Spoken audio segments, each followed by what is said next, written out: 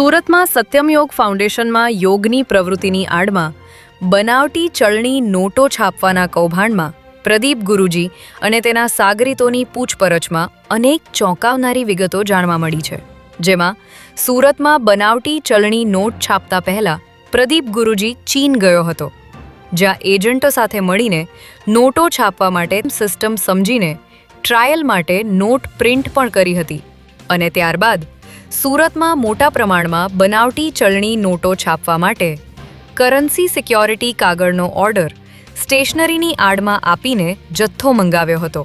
ત્યારે આરોપીઓની પૂછપરછમાં હજુ પણ મોટા ખુલાસાઓ થવાની શક્યતાઓ જણાઈ રહી છે।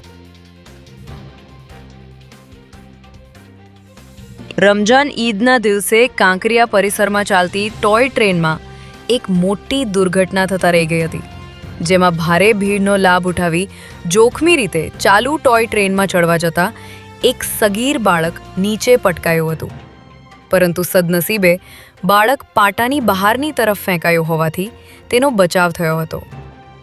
કેટલાક મુલાકાતીઓ ટિકિટ વગર જ ટ્રેનમાં ચડીને જોખમ ખેડી રહ્યા હતા, ત્યારે આ ઘટના બાદ કાંકરિયા પરિસરના સત્તાધીશો એક્શનમાં આવ્યા છે અને સમગ્ર મામલે તપાસના આદેશ આપવામાં આવ્યા છે।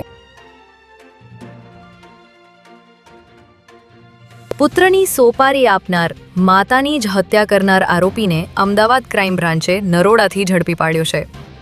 છત્તીસગઢમાં માતાએ દીકરાની હત્યાની સોપારી આપી હતી, પરંતુ કિલરે લાલચમાં આવીને સોપારી આપનાર મહિલાની જ હત્યા કરી લૂંટ ચલાવી હતી અને હત્યા કર્યા બાદ ઘરમાંથી 10 લાખ રોકડા અને 35 તોલા દાગીનાની લૂંટ કરી આરોપીઓ નાસી ગયા હતા। ત્યારે ક્રાઇમ બ્રાન્ચે નરોડા વિસ્તારમાંથી અજય મિશ્રા નામના આરોપીની ધરપકડ કરી છે। પકડાયેલ આરોપી વર્ષ 2022થી નરોડામાં છુપાઈને રહેતો હોવાનું પોલીસ તપાસમાં સામે આવ્યું છે।